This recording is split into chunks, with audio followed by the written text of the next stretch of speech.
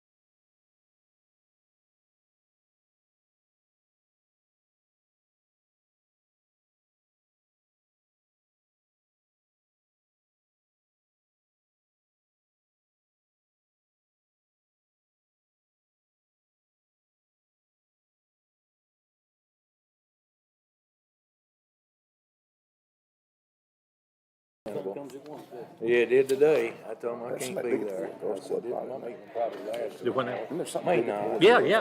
It is hamburger dinner or something. Not what is something it? big. Steak and Steak something and else. There was a speaker.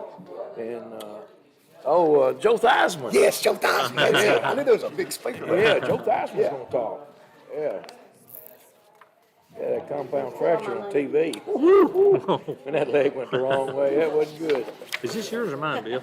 That's probably, I got one. I got that's one. probably mine, eh? All right, yeah. Hey, it might not be though. That's what Roger told me. He hurt his elbow somewhere. It's probably mine, cause I fear I got all I got stuff mine. written on my other one, Yeah, I can't. I get it.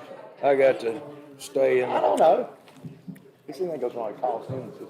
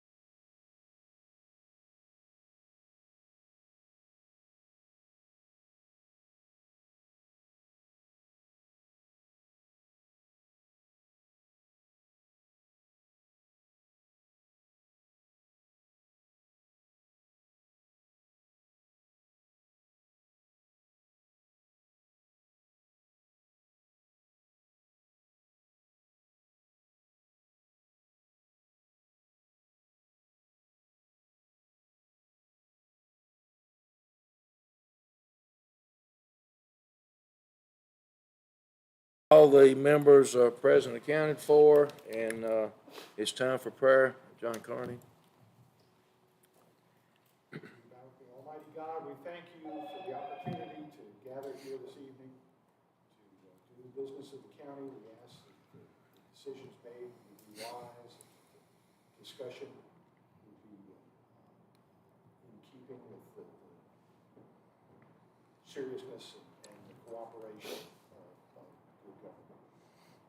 And Lord, we ask that you would be with all of those in attendance. In your name we ask. Amen.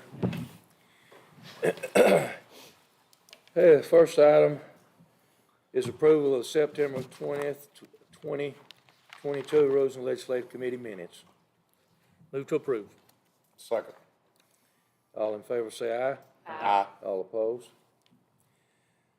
The next item is consideration of placing the October 11th, 2022 Commission minutes on the November 8th, 2022 County Commission meeting agenda. Make a motion to place those on the agenda without a recommendation. Second. All in favor say aye. Aye. All opposed? Next item is consideration of placing the notary applicants on the November 8th, 2022 County Commission agenda as requested by County Clerk Donna Thomas. Move to approve, Mr. Chairman. Second.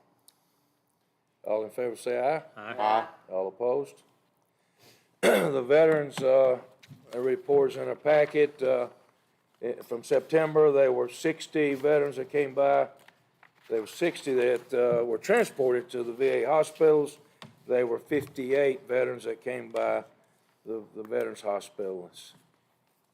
Mike's, anything else you want to add to the? Well, we had our state training, so there was 3 days out for that, plus Labor Days. Okay, yeah, they were down a little bit. I think there were 70 that had been transported in August, and 74 came by, so it was off.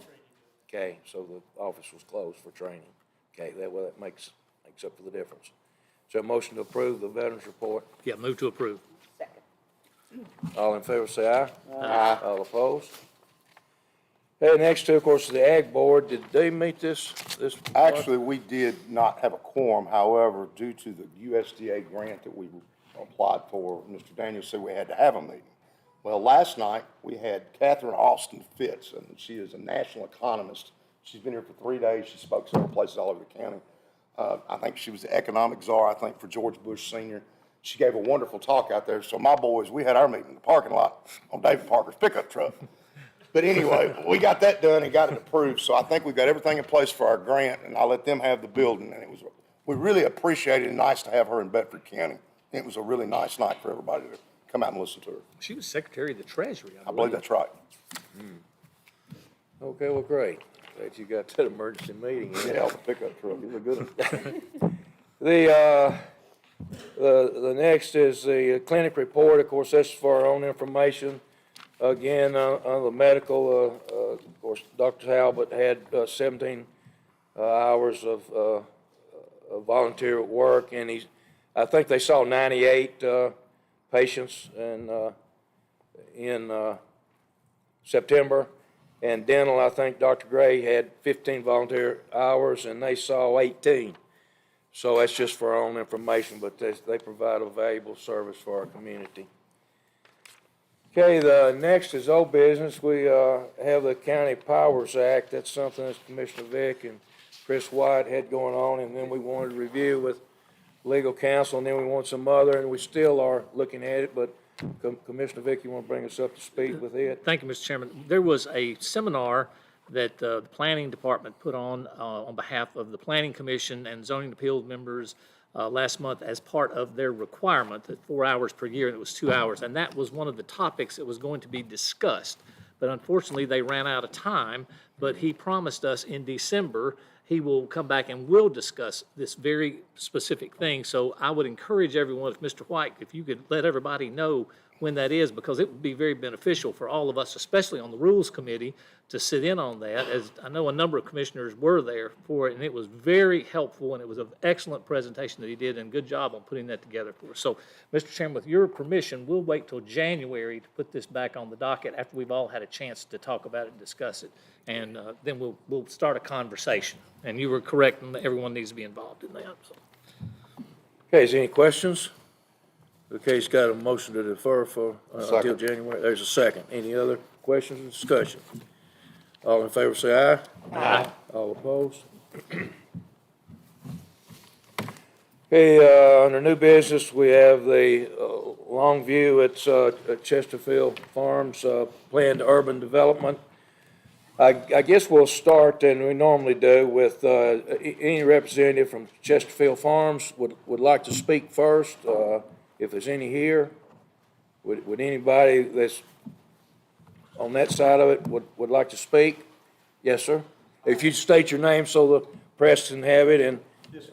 My name is Randy Sexton. I'm the land manager for Landmark Homes, and I'm here to answer any questions that the commissioners may have tonight. okay, thank you, Mr. Sexton. Okay, he's with Landmark Homes of Tennessee, which would be building them. Okay, I guess I don't know if we have any questions. I just soon get into it. We'll talk about it, and then maybe we can get some comments and be brought up to date by Chris White. But it was, I think it was deferred from May, and then we may have some other people as well that want to speak. So we will try to limit it outside of the committee here. We'll try to limit it in the audience, so we keep it to the issues, and certainly 2 or 3 minutes ought to be long enough to state your opinion. But I'll let anyone that wants to Commissioner talk, okay? Appropriate time, I do have a statement I would like to read if y'all don't mind. Okay, I'll certainly let you do it, Commissioner All right. Anderson. First of all, the rule always around here in Bedford County has been 1 acre per house in a subdivision. It's always been that way, and it needs to stay that way. Now, my concern with PUDs is I don't want Bedford County to turn into Highway 99 going into Murfreesboro with high-density housing. Population growth to me is not real growth. What we need is the median income of Bedford Countyans to go up, not artificially raise it by bringing in more people from other counties. We need affordable, at least reasonable housing for our own, not to assist with the housing issues of Rutherford, Williamson, and Davidson counties. My next issue with PUDs in general is septic issues. I have serious concerns with the step septic systems. Anytime you're dealing with sewage and ponds, bad things can and might happen. Ponds leak and they overflow. I've had several of them myself. Under rainy conditions, it can cause a problem in rural settings that could affect livestock, wells, drinking water, and other people's property, maybe even yours. I've spoken with several people at Shelbyville Power that share my concerns that the step septic system may not be as good as it's been presented. Number 4, we do not have the infrastructure, resources, school capacity, roads, and maybe the county water from Bedford Utility to have PUDs out in the county. Bedford County is beautiful. Do we want to change rural Rolling Hill Bedford County and turn it into something different? Because I fear we're never going to be Brentwood. My fear is we're going to be Antioch. Now, let me get to this specific PUD itself. Longview Planned Urban Development. Longview is not an urban area by any definition. Location, location, location. And to me, this is a bad one. It doesn't have the road capacity or the infrastructure. I do not see how Bedford Utility can furnish the water or water pressure when many of you that live out there have told me you do not have access to water and have well water. And then those of you that do tell me the water pressure is terrible. So I don't see how that's going to happen. My other concern here is public safety, the environmental septic I spoke to, the roads. I even question whether we can offer adequate fire protection if we have multiple PUDs out here and how long the response time would be on the fire. The residents of the area that have contacted me that I've spoke to overwhelmingly do not want this. They don't want to see their property values / taxes rise again. Because when your property value goes up, we've seen your taxes go up. And then I want to do some math for a second. If you did, and we're going to do rough math here, 130 houses at 2,000 square feet, the impact fee that would go to the schools one time is $260,000. 130 houses, and I may be a little high on this, but let's say the taxes are $2,000 a house. That's $260,000. But for every house we get here that brings in one child, it's going to cost $11,000. And the math on that is $1.43 million, $1,430,000. So you brought in on one hand, it looks to me like you're going $1 million in the hole on just this one. So who's going to pay for this? It looks like us with higher taxes. We ever let the genie out of the bottle on this one, it's going to spread all over the county, And rural agriculture, Bedford County, as we know, it's gonna change forever. It's gonna be a Flat Creek next, Wheel here, Bell Buckle here. And all I'm saying is, I think 1 acre per house, it needs to stay that way, and that needs to perk. Thank you, I appreciate it.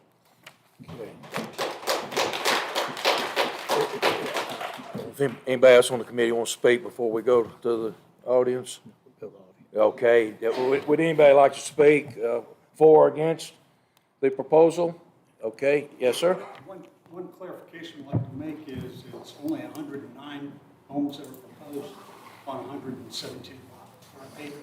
So it is 1 unit per acre, 1 house per acre. So 130 was what we originally asked for. We came back, we heard the comments from the planning board. Right. We made concessions, we made changes. Chris can affirm that. We had the secretary of the school, Dr. Garrett, to show up. The school has adequate facilities for students. This is going to be a 5-year project. It's not 100 students are going to be dumped on the school the first year. It'll be perhaps 20, 25 students. Second year, 20, 25 students over time. Historically, kids graduate from school, so we're not adversely impacting the school by putting 100 students in it at a time. Let me ask you this question, if you don't mind. What about this next PUD that was planned out here on Coopertown Road? So we get it in, now we're at 2 PUDs. We don't know anything about that. Okay, because once we allow the 1, my point is there's gonna be more. And it's gonna be more and more and more. And I know you can't you can't stop growth, but I don't know why we need to encourage it right now when I don't think we have the infrastructure, the roads, and a bunch of other things here to accommodate massive growth. Well, as far as the infrastructure goes, we actually have a letter from Buddy Cooch and Randy Head that the water line system will be adequate once we put our improvements on. We're actually running a new water line to increase the water pressure. We're improving the water for the residents in that area so that if they want to, they can get off of the well system. So again, we're not trying to make the situation worse. We're actually making it better. We're dedicating 10 foot of right-of-way on Longview Road. We're dedicating 10 foot of right-of-way on Davis for additional roadway work. The roadway network within the community is all private roads. We've made that agreement with Mark Clan, roadway superintendent. So everything that we're doing on. You're putting the roads in yourself. Yes, sir. You're not turning them over to the county. No. You're putting in the sidewalks yourself. Yes, sir. Are you putting green space in the development there? Yes, sir, actually more than is required. Okay, are you putting shrubbery, trees, that kind? Additional landscaping down each road, And you're responsible for all this? Yes, sir. County's not responsible for it? 0. We have parks within the community. We have a playground within the community. We have curb and gutter, 5 different storm detention ponds. So your ratio is 1-to-1, acreage unit there? Yes, sir. The only question is the density? That's all it is. Okay. And right now, we're asking for less than 1 unit per acre. So we've come with hat in hand, we've made the concessions, and we're willing to stand by that. Have you built a step system before? We've built numerous step systems. Have you had any problems with them? No, sir. The company that actually will be running this one is called Venus Solutions. They're out of 4 different states. So they manage thousands of these systems. So they're a public utility company. It's not a fly-by-night company. This is somebody that they manage literally thousands of these systems in 4 different states here in the southeast United States. Has there ever been an issue with a leakage on one of these retention ponds or an overflow, a flooding situation, or where, let's say, I have a farm next to it, and it just happens. You get a massive amount of rain, it overflows from the pond, it comes over to someone else's property. Have y'all ever had a problem with that before? If you have a 500-year storm, but Okay. we're designing to a 100-year. How big will the ponds be and how deep? Do you know that? These ponds, Uh-huh. the largest one I believe is 5 acres. The smallest is approximately 2 acres. Roughly how deep? Yeah, 6 feet. Okay, thank you. You're going to bond this, are you not? We're bonding the entire project. So that's required. Okay, Thank you. Is there a, I'm sorry, like, why is it going, I mean, I guess, why did you pick this specific area? Because it does seem like it's kind of far out of town or, just, Not really. I mean, in our demographic study, there's a demand for this price point of housing. This is, we're talking about homes that would be from the 400s on to the mid 500s. And again, with the economy the way it is, there's a demand for that housing. Even in your county, if you look at the number of homes that have sold for that price point, you'd be very surprised at the number that have been sold. Are any of the houses going to have vinyl on them? No. All of our homes will be hardy, brick, and stone, combination of beach. We supplied our board and batten, so we supplied actual photographs of the homes that will be built within the community. What we're doing with PUD is it's a blueprint.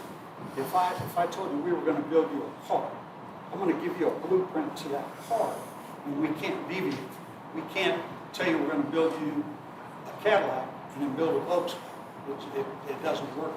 So your plans will then come back, if approved, will come back to the planning commission, and those become the zoning ordinance in effect. Those are your restrictions. That'll be the And you have, official record, and we'll be restricted to building those homes.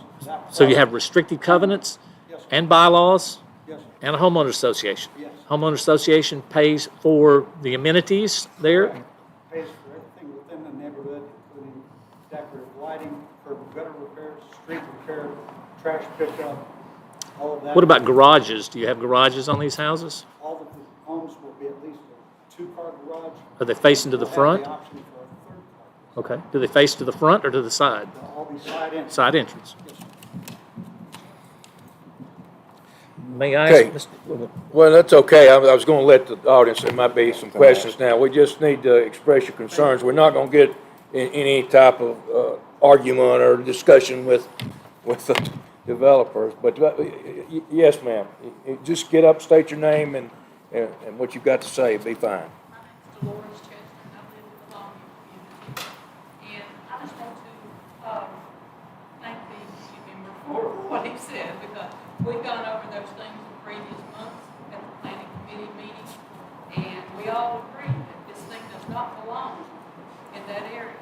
I mean, if you go out there and look, there is nothing that's going to be like this little self-contained mini community. I mean, even the kids that live around there are not going to be able to go over there and play on the playgrounds. They're not going to have any access to it. This is going to be just people moving in there to take advantage of Bedford County's lower tax base and take advantage of Bedford County's lesser restrictions. And I hope the county doesn't just use that for a one-time revenue hit, because that's not going to solve any of Bedford County's problems. All we're going to do is lose our community. And I urge you to think about that. That's not going to be something that affects us for a few weeks or a few months, but it's going to be a lifetime for some of us. I mean, it's going to be forever. So it's something that's going to affect all the farmers in that area. People that are moving equipment up and down the roads, they're going to be 20 cars behind them, wanting to fly around them. And it's very dangerous already, even, with the growth that we've had in that area. And we have several subdivisions. We have houses that are in the $300,000 to $500,000 range, sitting empty, that have never been sold, that are sitting there.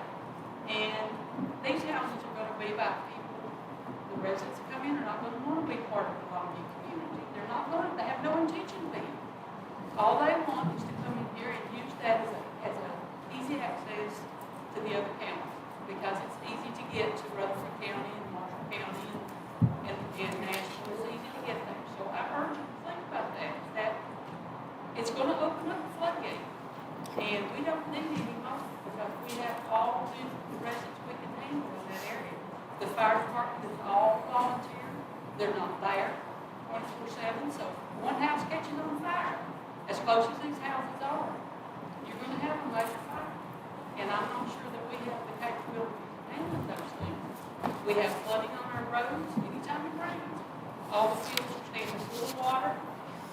So if you have any of this leakage that happens, hey, it's just going to happen. It's going to overflow. It's going to be. So I urge you to think about those things.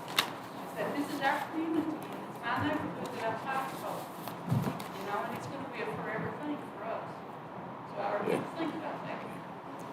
Thank you, ma'am. Anyone else? Yes, sir. My name is Eddie Stacy, and I'm on the NS Equipment Field Union. I've been in this community my entire life. I've seen it grow. I saw the biggest thing that ever happened to Shelby was the projects. I mean, you know, and this is going to be another situation that's going to be similar to that community. This is a residential community. We have no infrastructure to support anything. If anybody wants anything to eat, they go to Murfreesboro, they go to Tullahoma. There's very little to eat in Shelby. There's very little. If you want something, you have to go to Murfreesboro, Nashville, some other place to get it. If we had more people in that community, I ask all of you to go down there and look at this. You would absolutely see the same thing we do. I live in that community. I've been in here my whole entire life. This is something that we will destroy our community. It will devastate the area. One of the things you probably aren't considering is water pollution. There's going to be a tremendous amount of water. The way I figured those houses and everything, there's going to be over 60 acres of it under roof. If you take 60 acres under roof, that water's got to go somewhere. Where's it going to go? It can't go in the ground. That's not counting the roads and all other access. That water goes right down through the sands and Travis's place. It's where the water goes in the hill. Okay, if you add that much more water volume to that, I've seen water 4 or 5 foot deep in that yard, down through there. Where is all this other going? And you're getting pollution off of this because asphalt pollutes the water. And you've got all kinds of other things that's going to pollute. You've got the sewer system to deal with. Our school system, Mrs. Gray said that she's adding on, Mrs. Garrett, excuse me, is adding on to the school with COVID money. Okay, we have the COVID money now. Where's the next money going to come from? It's going to come from us, the taxpayers. I paid my taxes 12 years ago. My taxes for this year is already taken care of. And I don't want them to go up anymore. And I own land in that area. I own land in 2 or 3 different other places around here. And our development is way out of control right now. I thank you for Okay, giving us the thank you, opportunity to talk. Mr. Stacy. I appreciate it if you would go there and look for yourself. I wouldn't make a decision on anything I didn't see with my own eyes. Thank you. Thank you. Any others? Yes, ma'am. My name is Stephanie Report, and I live on Coopertown Road. And Dolores and Eddie have addressed the logistic issues, and I want to address kind of the emotional issues concerning being a woman. That's probably a good topic for me. And it's the fact that I moved here with my twin boys about a year ago. I moved on to 15 acres because I want them to grow up in a rural community, in an environment where people have their priorities straight.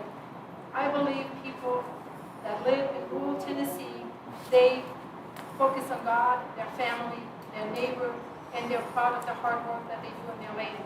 Now, yes, I moved here, and one of your colleagues, without naming names, called me hypocrite for trying to speak up against the subdivision. But I did not move here to just say I live in the country. I moved here for my boys' reason, and I also want to become part of the farming community. I have cattle on my property. I have 7 chickens. A lot of eggs went to my dogs. But I'm trying to become part of the farming community. I want to learn. I want to help to farmers. I learned from Mr. A. And so that is the reason why I'm here. And I gave the zoning committee this analogy. First, I asked them a question. Why are you a member on this committee? Are you truly a member to make a difference in this community, or are you trying to fill your pockets by approving projects like this, the subdivision? But the analogy I gave the zoning committee was this. Every community is like a quilt, and we are a community of different pieces of people, like different shapes, sizes, colors, all finely knit together. Now you bring in a shiny object, like a piece of glass, that you're trying to sew into this quilt. Is that quilt useful now? No. If you give that quilt to your grandmother or to your grandchildren, they won't be able to use it. They're going to cut themselves, the quilt will fall apart because you cannot sew a piece of glass into a quilt. And that's what the subdivision is. It will ruin this community quilt that we have here. So I'm asking you to please consider the culture of our community that we have, the farming community that we have, and please help us maintain that quilt and send that pretty piece of glass to an area where there's maybe a mosaic that is being built, and it would be beautiful there. does not fit into our community code. Thank you so much. Okay. Well, any other citizen like to speak? Okay, yes, sir? Ellie Finch. I see the idea of the HUD coming into the county. Who's going to benefit from it the most? Not the county, the developer. And when the developer's done, he leaves. And once he leaves, he leaves it to the county. People in this county don't have to pay for it because you're going to increase the school system. We got 100 houses, the average is 2.5 kids per home. How much does it take to teach your children for 1 year? One child, 1 year in our system. About $11,000, I believe. Are you going to recoup that from them building those homes? Are you going to get that in 1 year? No. You won't get that. Taxes out of them for 20. So who's going to pay for the rest of it? Every one of us in this room. Nobody else. When the developer's gone, he goes, bye-bye, I got new money. He leaves. We're left holding the bag. Y'all need to look at this a little harder, especially the financial end. Not today, but in 5 years, what's it going to look like? It's going to look rough. I hope you make a good choice. Okay, anyone else? See if somebody else had a hand up, anyone else like to speak? Okay, yes, sir, I think you would, and then we'll let ladies speak next. So I want to just say that I echo the same passion that I hear tonight, and I have to tame my tongue, but I can't tame my heart. So the one thing that I will say is that with any successful plan, there has to be a contingency plan. There has to be things put down on paper. I heard several questions tonight that seem to be led to the answer, and I don't think that's the way to go. The folks that are involved in this situation that will be impacted or affected, which will possibly be all of us, they need to know the facts before this development occurs.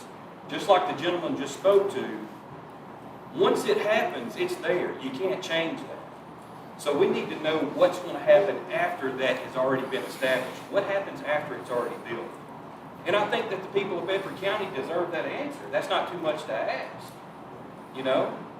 Folks, this is the reason why I wanted to get into office, was to be a voice for the people. It seems like sometimes that we go down a path because it's best for some agendas or it's best for certain folks. But I'm going to be honest with you. We got to look at what's best for our county. It has nothing to do with what's best for a specific little bitty piece of it. The people of Bedford County deserve the best. And we all moved here for a specific reason. Whatever that reason is to you, that's your reason. But for a lot of us, it's the look and the feel of the rural community that we have in Bedford County. We can't stop the growth. It's going to come. But we can definitely do something to make sure that as it does come, we have a firm plan in place that's not going to have a negative impact on our county. The last thing I'll say is this. For those commissioners that are in that area, I urge you, get out and talk and knock on every door, make calls and find out what the people want. For me in District 1, I'm going to make a decision based on what District 1 wants. And I'll be dang sure to make sure that I have their opinion before I make a decision. And I know Commissioner Hooker will feel the same way. Not to speak for you, sir. That's just the way it is. We're in office for the people's agenda. And I hope that we make the right decision. Thank you. Yeah, yes, sir. Yes, ma'am. I'm Norma Jean Blanton Miller. I live down in Grover. But as I said at the Planning Commission at the last meeting, my ancestors founded you. I think they would be appalled at what's about to happen. At that Planning Commission, they basically said their hands were tied. Even though many of them didn't want to vote, they voted yes with a heavy heart, said it was the wrong location, and I wouldn't want this in my community. What was presented to them, their hands were tied, so they had to go forward. And I understand that. And by the way, I applaud you for what you just said. Thank you, ma'am.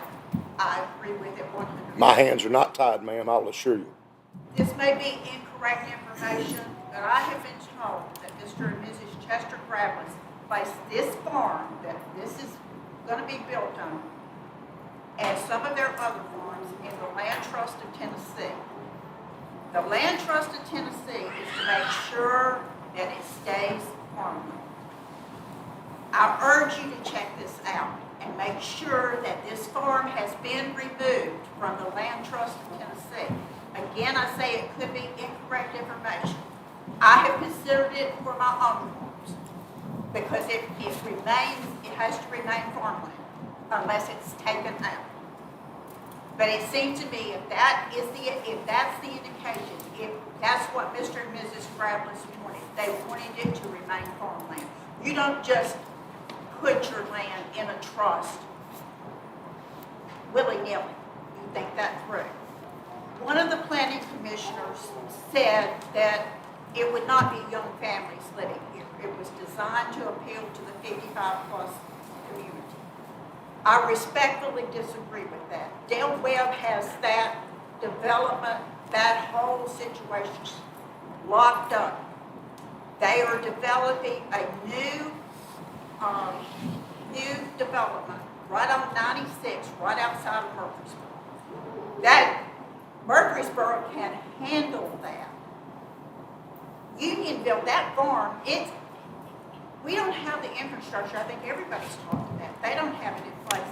And as she alluded to, trust me, I am in the 55 plus, well plus that.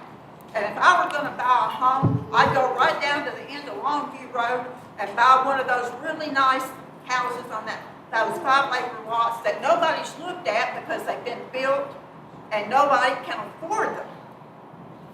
So, that's just my 2 cents. I ask you to talk to your local bankers. See that landlord there and see if they would be willing to put mortgages down in that development. CMG Financial of Franklin is their preferred lender. Check them out as well. This is getting ready to impact all of us. I would encourage you to talk to, there have to be other land developers here in Bedford County, particularly in terms of the step system. I'm not a builder, and I don't know that, and I know those people who just develop 5 acres. There's that whole niche of developers who do that. But surely to goodness, there has to be another developer, and I would urge you to talk to them, to have them look at that land and see if that step system will work there. Common sense tells me it won't, but I'm not a developer. I can't do that. And as I brought up in the last meeting, I'm also concerned with the rising interest rates that you're getting ready to have some houses unfinished sitting there. The rising interest rates is not only going to affect them, but the rising interest rates are going to affect the people who are going to buy those houses or can't afford to buy them. In my opinion, your locals are going to be priced out. They cannot afford that. And there's just not the infrastructure as everybody's talked to. And even I go to Murfreesboro. I go other places. And I'm still working in Nashville, but I'm coming and going from Rover every day. But I'm in the process of retiring, and I'm retiring right back to the farm where I grew up. And again, I pay my land taxes just like everybody else, and they are going up. I appreciate that. It has to be. But this is not. My mother, God bless her soul, years ago wanted a wheel tax. I don't know why in the heck we can't get a wheel tax passed here in Bedford County. That affects us all, not just the landowners. Why can't we do that? That would be one source of revenue. I have to pay it even though I'm not living in Nashville right now but that's okay. Again, I just urge you to go down there. Every commissioner, unless they go look at that, drive the roads, look at that land, you are not doing what the citizens of Bedford County elected you to do, in my opinion. Thank you. Okay, any other comments? Yes, sir?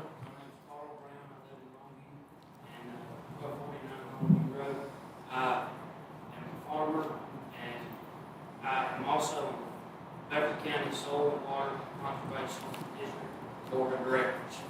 We had a meeting last night, and we were exploring sources of money to start fixing the failed septic systems that are already in this county. And looking at the number of phosphates and feces that are already going into the Duck River, right there before, and this is in the Alexander and Woodland Creek watershed, dumps right into the river, right before the water treatment plant. And I strongly encourage y'all to think about that before you go put 109 more houses on a type of system that we've never had in this town before. And also, I think that they have a really nice plan. All their I's are dotted and their T's are crossed, but it don't belong here. And once you allow the first one in here, there's going to be, the county's going to eat up with it. And it's going to, our homes not going to be home anymore. Thank you. Okay. Any other What is comments? the exact address of the property? Wouldn't have them out. It's on. So if we're going to look at it, where are we going? Longview and Davis. Yeah, Davis and Longview. it's on the right when you go north. It's right across the street from 1325 on the road. Thank you. Looks like across the street. Yes, ma'am, do you want? You I got, just wanted to say that, my name is Jessica Brown, from Bedford Forward. Of course, we farm in that community. And I just want to say that, I was reading an article the other day, on just the, growing loss of farmland in Tennessee. And I read something that said Tennessee lists agriculture on the state seal, but it's third in the nation on farmland loss. So, when I'm thinking about the future generation for my children, or maybe the third generation farmer in his family, and my children, and my niece, and so on and so forth, there will be nothing left for them. And at this rate, the way it's growing, I agree with everybody in this room, it does not belong there. okay. Yes, sir. Bill Chapman. I just bought a farm not too far from there, and I have to say, I've looked at the pictures, y'all done a very good job on that. However, I am in agriculture. I do make pretty good money on 3 jobs. I couldn't afford to have to be long. Oh, that's all a lot. I just wouldn't do it. My heart's in agriculture. Everybody knows me, knows that. However, we do have a fire department guy here. I'd like to know how long it would take if we did have a fire at homes 10 foot apart. How many homes could be destroyed before they could be built? I don't know if the fire department feels like speaking on that, but just as a public service from Bedford County, we got to consider it. Or we're gonna have more fire trucks. We're going to have to build fire departments if we start putting floods out for it. That's what I'm looking at, and then that costs me money. I pay taxes as well, just like everybody else does. But at the end of the day, y'all commissioners are the ones spending our money. So at the end of the day, it's up to y'all. If we put in this PUD, we're putting PUDs everywhere. I want to see a PUD everywhere. Or it's discrimination if it's just one area. If we are not going to provide them fire and ambulance services, is there a potential lawsuit there? That's the things as commissioners y'all get paid to do, not me. I ask y'all to consider that. If we're going to put this many houses there at 10 feet apart, I don't know if the fire department would speak on that, but it would, my calculation is it's going to take over 30 minutes to get a fire truck there. And, several homes will be damaged. Who's to blame at that point? I ask y'all to look into that. Okay, any other comments? Yes, sir. Thank you, Chairman. My name is Drew Hooker. I'm a commissioner for District 1. There's a reason I run for office, and it was to fight for people in this county. And I think it speaks volumes, that the only thing we've heard from the county residents is negative towards this. You know, the only person that has talked positive about this is the developer. And so the thing is I think it speaks volumes to that this is obviously not a popular thing in that area. And I think that as commissioners, our number one responsibility and our main responsibility is to be a representative of the people, not our own agendas. Thank you. Okay. All right, any other questions? Okay, we certainly need to push it to the full commission. It's just whether it's favorable or unfavorable, I guess, will be the only thing. So I don't know. We certainly need to push the commission. May I ask you one question? Yes, absolutely. Mr. White, did the planning commission recommend this? Did the planning commission have in their manual a place for the PUDs? Have they complied with everything in the manual that they have submitted to you? Is there anything that staff or your office has that's of any concern that is outside of what they are supposed to do? Is there anything that concerns you? Have they met all their necessary requirements?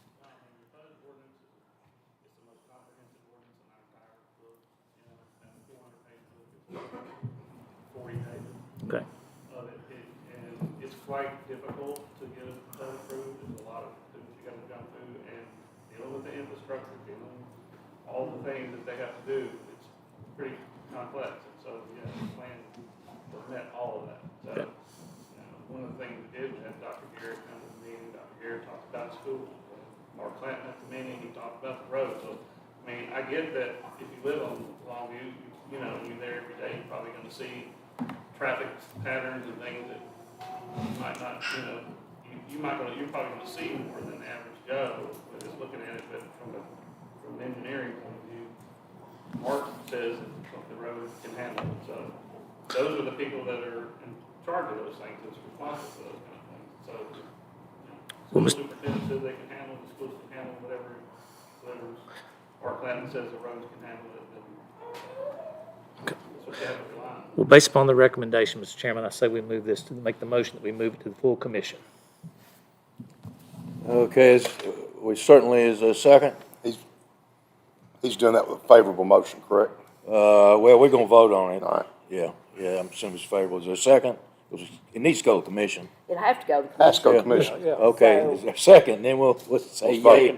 Okay, to approve it, with a favorable recommendation. We know we're pushing it on to the commission.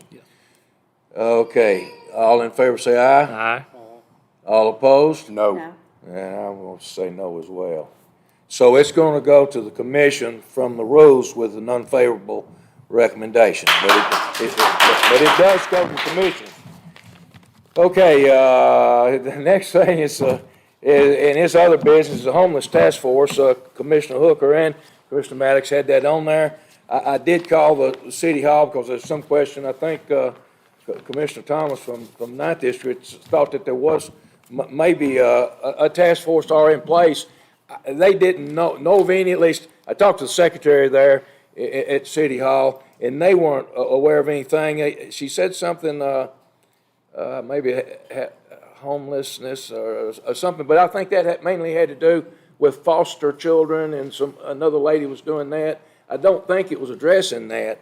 So I believe we can go further, and I got to thinking about it, and in all honesty, I'm in the 9th District. I probably got more homeless people in my district than any other district in this county. So I've got some interest in it because a lot of this is under Duck River Bridge, which goes over into the 9th District. So I've got some interest in this myself, and I'd like to serve on that committee as well if you get one formed. And we certainly need to involve the city, and I'm surprised the city didn't have one, and if they did, the secretary wasn't aware of it. So I do think we need to go forward with this and just develop it, ever how you want to, Commissioner Hooker? Yes, sir. So just to address that, the reason I brought it forward was because I spoke to several members that were on the original task force, or the original group that the city put together. When the city manager, the last city manager left, that committee stopped meeting.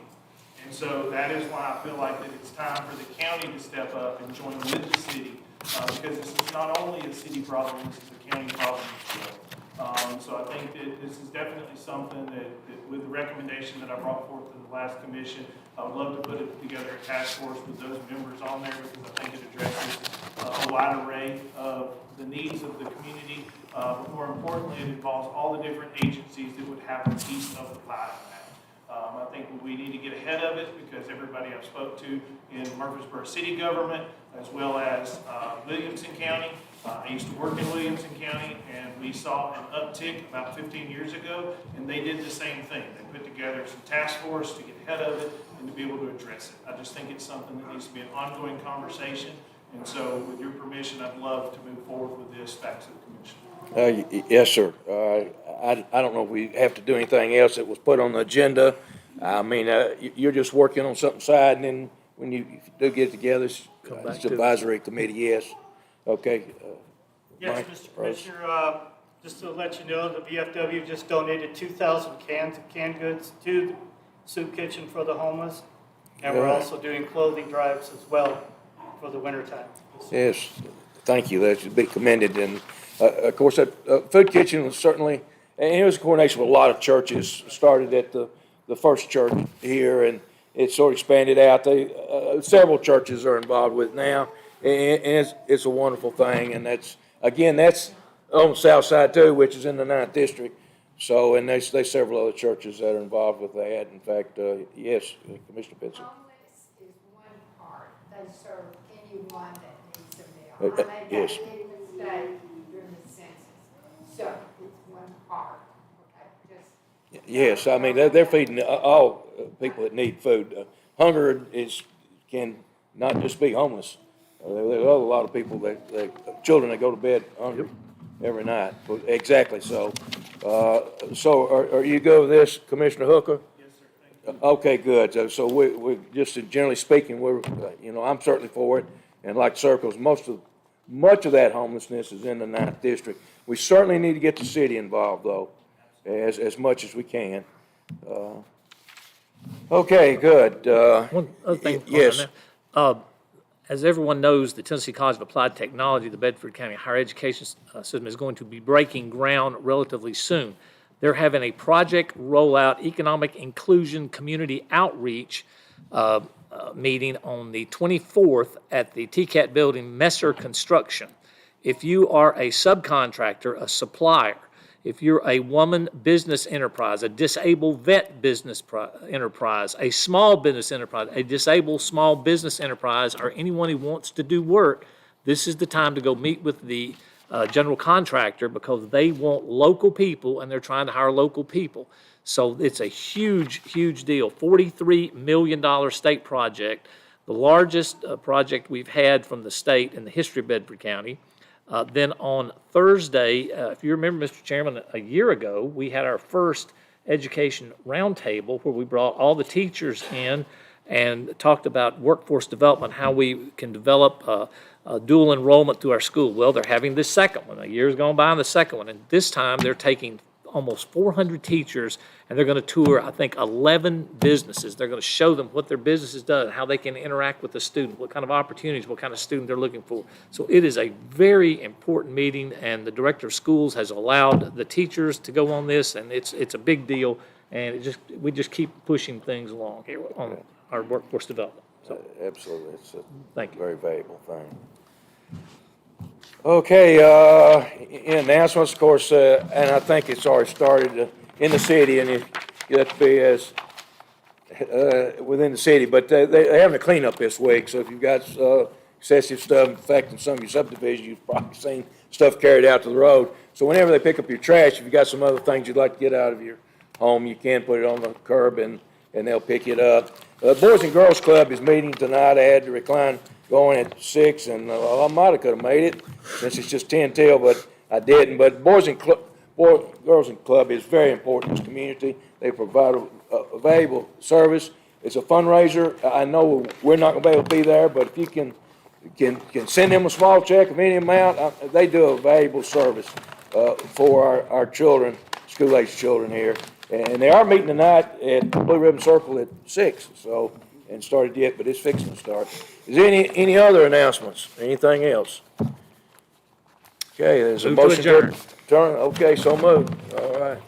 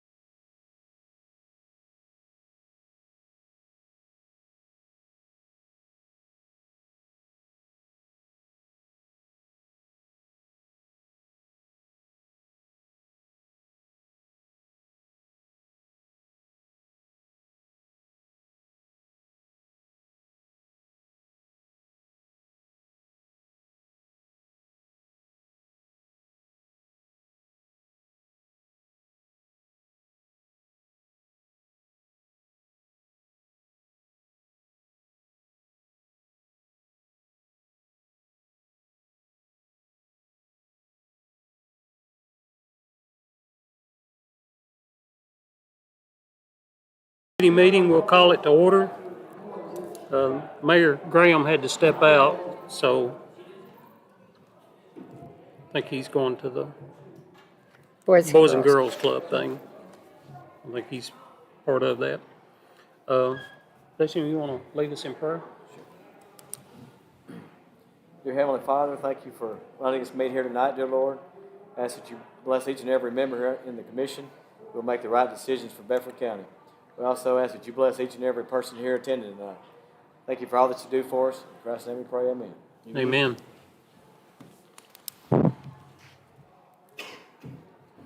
Okay, first item on the agenda is approval of the September 20th, 2022 Law Enforcement Committee. I make that motion. Got a motion? Second. Second. All in favor, say aye. Aye. All right, next we'll move into reports, animal control. Justin's here. There she is. And I think you got a copy of the reports in your Yes. handouts there. I don't have anything to add to the report. We finally got a flagpole up with a flag, and I believe the veterans is who donated the flag to us, so I felt like we were kind of the only county building without a flagpole and stuff. Good for So, you. Yes. The entrance is looking a little better there. We had some people come in that do that type of work, pull some shrubs out for me and lay some mulch, and so it's starting to look a little better. Still have animals down there if anybody's interested. And I think you repurposed a flagpole, did you not? We did. We Yeah. actually, it wasn't being used at the old workhouse. So, Got with them and I called the call before you dig number, and they came out within 4 days, marked it all off for me, and we was able to put it right where I wanted it. So Good that was deal. good. We didn't hit anything. I think it's good that all departments fly our colors. I agree. Well, we were getting the emails flying at half, and I was like, we have a flagpole. Thank you. So you're full? We have a lot of animals right now. We're doing another full surgery day on Friday. We'll have 30 spays and neuters. We did 15 last Friday. Bet was a little tired, so we only got to 15 animals, and that includes, she did a couple of eye removals and tail. We had some cats come in that beagle-up tails, and so she handles that as well as the spays and neuters. But we will have 30 on the books for Friday. Have any other questions for Josie? Hearing none, thank you. Next is Sheriff's Report.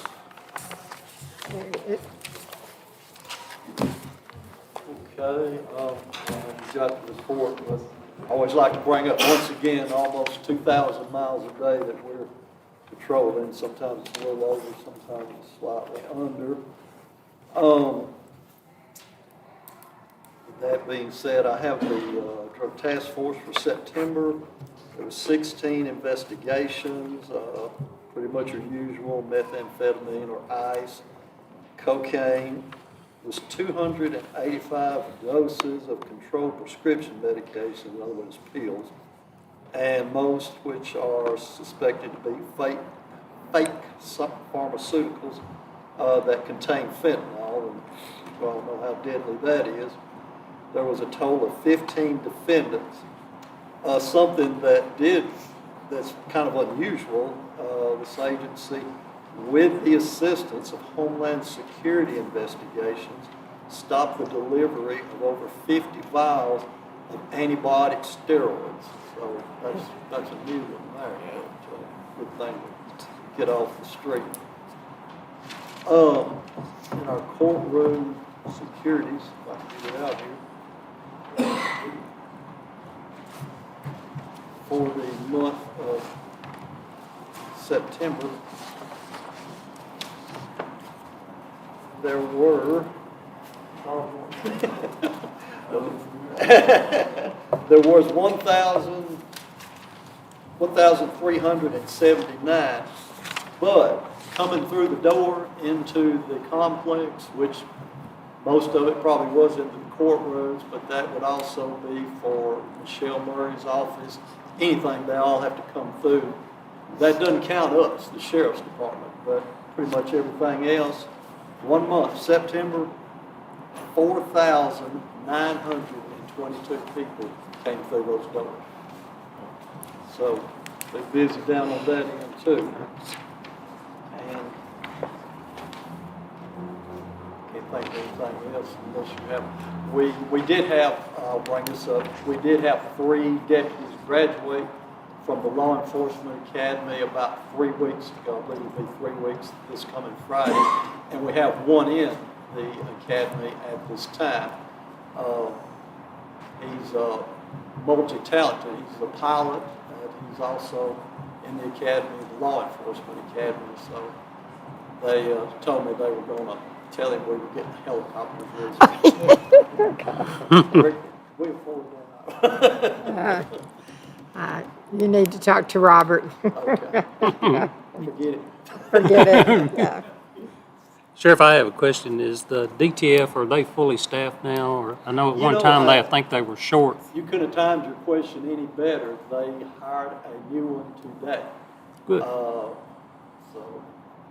I think that will, I may be wrong about this, I think that will bring them up to 4. There might still be 1 short, but as of today. And how many officers is that? Do you know? Should be about, thinking 5 or 6. I know there's one county that didn't participate. But Lincoln County, yeah. nor Moore County. Okay. Neither one of them participate. I think Lincoln County kind of does their own. However, Murray Blackwell, a good friend of mine, the sheriff of Lincoln County, he has expressed interest, but he's never made the commitment. Moore County they haven't been in it since Christmas. That's been What's 25 DTS years ago. mean? Drug task force. Oh, drug task force. Moore County has it. So it's pretty much been us and Marshall and Shelbyville and Lewisburg. Mm-hmm. And each one now, because today this guy was sponsored by Lewisburg that started today or got hired today.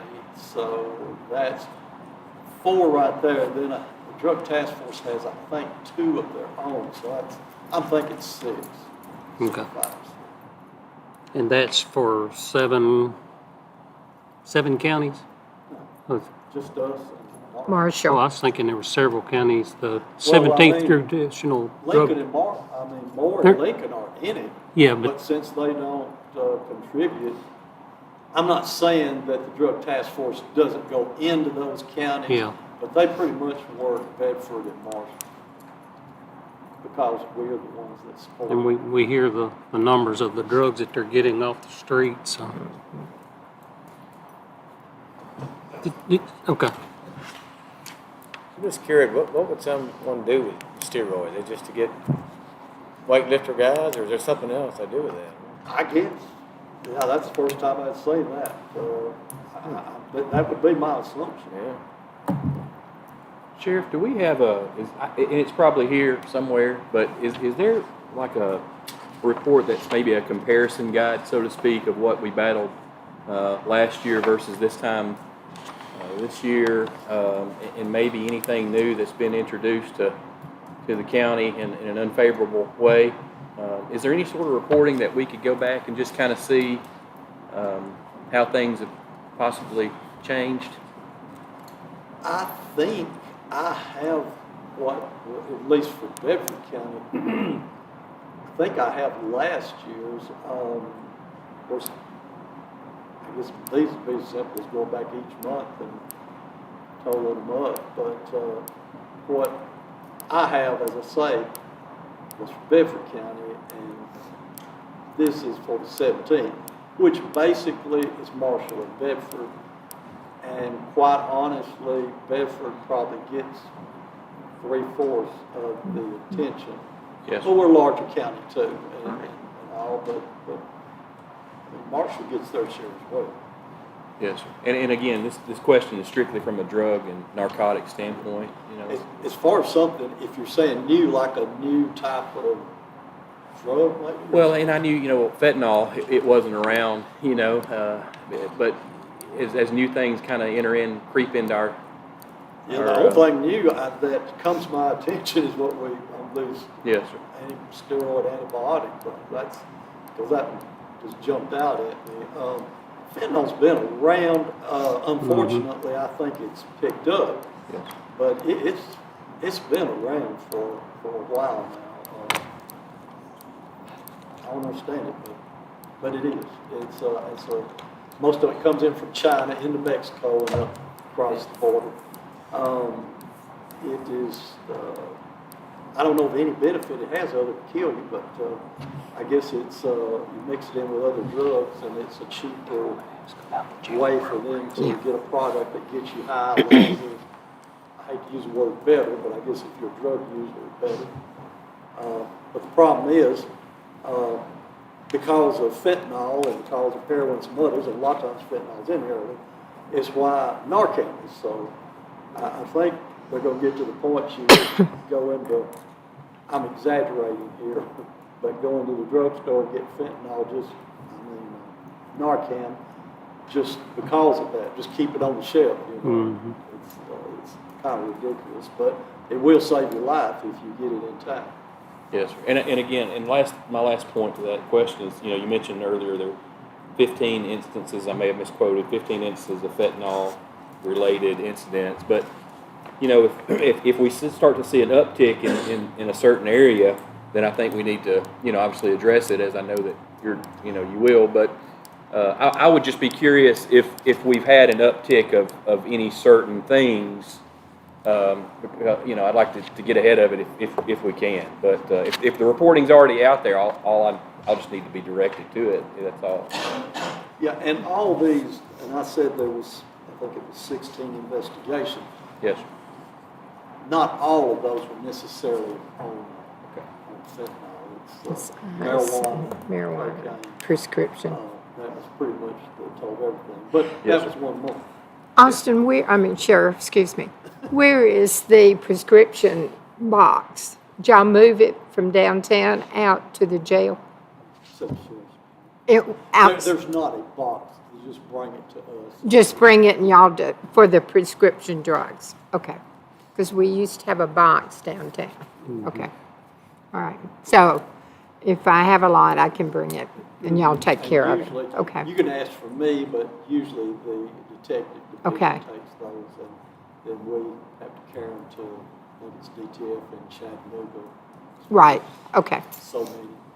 Because we used to have a program, Take Back Prescription Drugs. That was when it United States, we participated nationwide.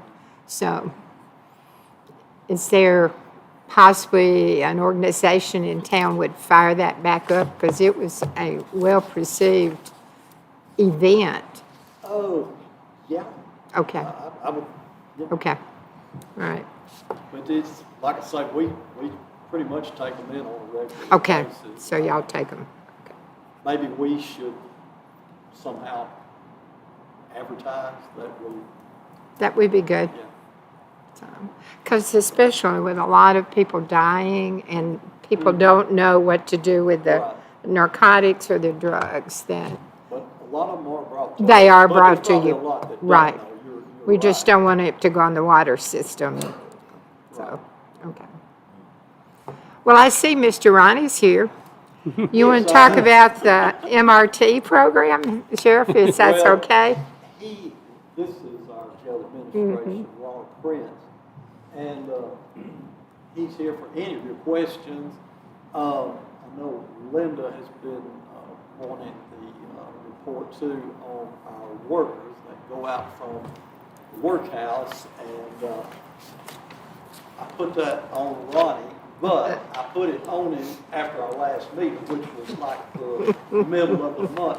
So he hasn't had this October will probably be his first full month, and he has designated somebody in his department over there in the jailhouse to do that. So next month, he'll probably have you a report of what you're wanting for this month of October. But yes, Ronald's here. He'll entertain any questions you got. You want to Ronnie, I know a lot. You want to tell the audience what y'all are doing out there with the incarceration? Well, right now, we're working on an MRT program, and basically what we're trying to do is reduce recidivism in Bedford County in the state of Tennessee. It's a new program to us, so it's taking some getting used to, but it has had some success so far. So we applied for a $1 million grant to help with this program so that the county won't be responsible for any money. Correct. So hopefully, we've been approved for it. We're just trying to get the details right on it. So. And it's straight money to Bedford County. There's no match. No match. $1 million. Yeah. That's good. Basically, we're going to have to have a budget, and then they will make sure that it's paid. Correct. Which is wonderful. Yes, ma'am. So, I have a question. Do you, and you may not know, and that's okay, but is there any restrictions to that $1 million as to what you can and can't do with it? Most grants come with that, but, you know, I want it spent toward this program. Yes, sir. You know. It's used for evidence-based programming. So it's got a lot of details where you can only spend this money for these items. Correct. Stuff like this. So it's very detailed. And some of the new commissioners, you may not fully understand what he's talking about. If you don't, please ask questions. And I'm by no means an expert, but for several years we've been working on taking the inmates that come into our jail and making them productive citizens back into the systems. And they've worked very hard to get this program going. Some of the local businesses employ them. They pay them. It helps pay their court fees, their debts, and puts money in the bank. So when they do get out of jail, they've got a place to go and money to rent them a home or whatever, you know, and have a good job. And I know of some of the jobs that these people have, and it just helps them get a fresh start on life, you know. And we felt like that was very good because so many of them that got out of jail, it wasn't a week later, they were right back in there because they're just dumped out on the street. And so they've worked very hard under this administration and stuff to get a program. And I think a lot of it, y'all funded out of your own pocket to start with. And, you know. Well, some of it did. Yeah. Some of it was leftover money from the COVID money that was granted to the sheriff's department. So we was able to buy some books. Some of the things that we have done has come out of pocket of Lieutenant Cook. Mm-hmm. So. But I know they're very passionate about it, and we feel like it's a good program, and don't beat up on them when one of them fails. Because people right. fail. But the program is still a valuable program, I think. So.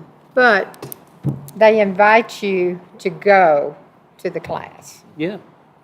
Yes. You would have to ask me. Moral recognition therapy. There you go. You got it. You got it. Yes. Yes. Yes, sir. Before they're allowed to go outside and work in the public, they have to graduate this program. If they don't, then No. work on the inside. We're going to have a graduation next month. June 12th, November 12th. I think say June's. Yeah, I know. I've been working on it all day, so I'm heavily involved in it. So this is the first man's class graduating. Yeah, there'll be 8, and the theme of their graduation party, Go MRT. It's all sports. So, yeah. I had the opportunity to visit the jail facility and speak to a few folks. So, you know, I was impressed with the program as well. So I commend y'all for what you're doing. Yes, period. Is there an ETA on that grant? It's a 5 or 3-year grant. They just said as soon as we get the paperwork done, then we'll be able to start. And who's, if I may, I'm sure that's already in process. Is there already someone physically making sure that happens? Yes, sir. Yeah, we've been, matter of fact, on Thursday we have a conference call with the state. Yes, sir. It's through the state of Just to make Tennessee. sure that we're good to go. Yeah. Thank you, sir. Sounds like a good program. Thanks, sir. Yes, it is. All right. Any further questions for the sheriff? Or- Thank you, Sheriff. Thank you. All right, next is the EMA report, and I don't think anybody's here, but I did talk to David, and he's out sick. I talked to him Monday, and so he's not down, but he can't get out, so we'll catch him. Were they in the process of moving?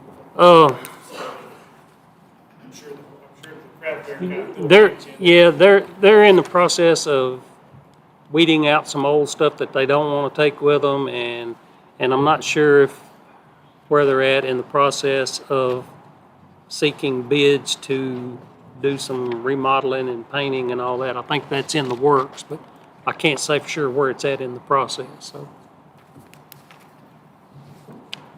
Next will be, and by the way, you do have an EMA report in your package.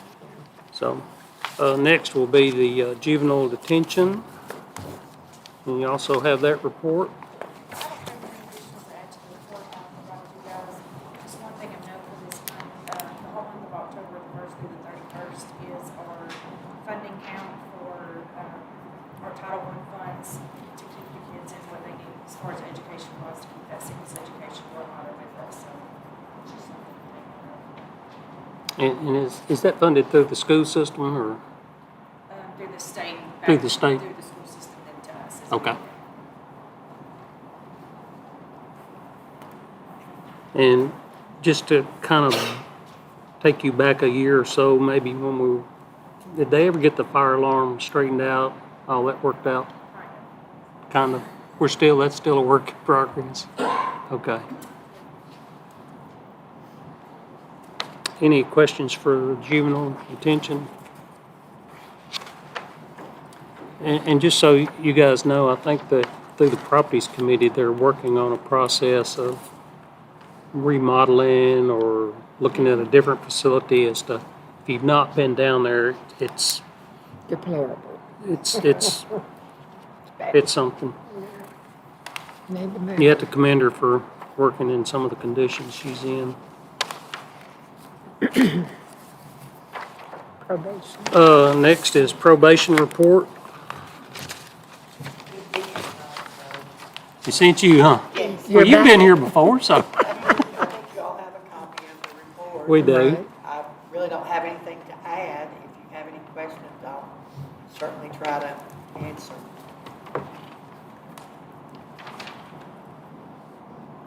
Do y'all have any questions, and y'all understand probation and all that? I'm sure you do. We picked up 278 new probationers for this quarter. And that was That's a lot. That's Yeah, it huge. is.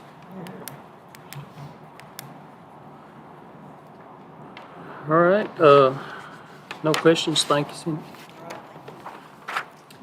That's all of the reports that we have. Now we'll need a motion to accept the reports as presented. Make that motion. Second. We got a motion and a second, all approved? Aye. Any opposed? Hearing none. Other reports from information only, I don't think that we, I didn't. I don't think we got Nothing's anything. attached. Any old business? New business? I will tell you that tomorrow there is a job fair for 8th grade students all across the county. And there's several businesses and emergency services, and I think y'all were there the last time we did it. That's going to be at the Calisonic Arena. It starts at 9 and goes till 2. So it's to help land some future people in our economy here. And then also we started working on when I say we, it's a pretty good committee with the emergency services on the Christmas parade. If you know, we got a little bit different layout in our square now, so everybody's got a 60-foot long truck and trailer, probably not going to get around without running over the curbs and stuff. And so we're Mark Clanton and the city, I call him Buck, but I don't really know his name. Public Works Yeah. guy. Have met, and we're talking about what the limits are that can get around the square without running over the curbs, and lessening the amount of parking places that have to be restricted out there. So expect some changes in the Christmas parade as to how big your truck and trailer can be. So, but it is and it was discussed, maybe not going around the square, and I said, that's not an option. Yeah. We got a brand new square, so. So, It needs but to also come the, around. is the Yeah. Veterans Parade coming before that? Yeah, we got a veterans parade, and I'm not sure, he left. I don't even remember now. I know they do a veterans parade, but I don't know if it's before or after Veterans Day. Is it before? Whatever's closest to I 11th, think yeah. maybe the 10th, is 10th? But, Yeah. but 12/7. The 12th, okay. But, you know, once we find that out, we'll need to blitz the social media because everybody tries to come through when we have a parade. And if you realize it or not, when there's a parade, it shuts Shelbyville in half. So you can't get from one side to the other. And I know when Scott was with EMA and David does the same thing, we call all, you know, like your trucking companies and Tyson's and all these manufacturing, let them know so they can reschedule their deliveries and try to be a good neighbor to them as well. So we try to stay on top of that. Any other announcements or anything needs to come? It's November 12th, 11 a.m. November November. 12th, 11 a.m. I'm surprised he didn't bring that up because that's not far off. Nope, it's not. 3 weeks. Yeah. He's like me, waits till the last minute to pull the trigger on stuff. All right, hearing none, we need a motion to adjourn then. So moved. Move out of here.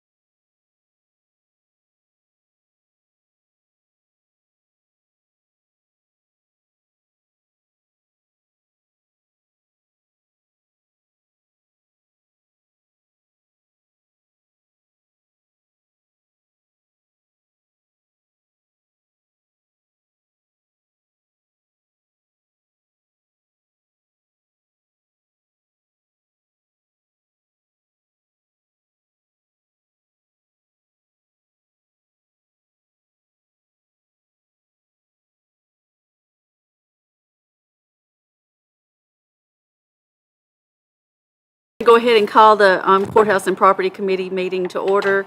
I'll start with prayer. If you'll bow your heads, please. Dear Heavenly Father, thank you for this day. Thank you for the many blessings you've given us. Please help us to have the knowledge to do what we need to do for our county and do it in everyone's best interest. In Jesus' name, amen. As far as roll call, everyone's here except for Commissioner Thomas, and he had to work tonight. So we actually can approve minutes tonight, and we have 3 sets because we have a quorum tonight. I'm so excited. Okay, we need, I'll entertain a motion to approve July 19th Courthouse and Property Committee meeting minutes. So moved. Second. Okay, all in favor? Okay, and approval of the August 16th Courthouse and Property Committee meeting minutes. So moved. Second. Okay, all in favor? Aye. Okay, all opposed? And finally, the approval of September 20th Courthouse and Property Committee meeting minutes. So moved. Second. Okay, all in favor? All opposed? Okay, the first report is Fire Department. Mark Thomas. You have my We do. report in front of you, and I'll just let you in on some things we are in the process of still repairing trucks. We're waiting on parts, one we've waited 12 weeks and should have it Thursday.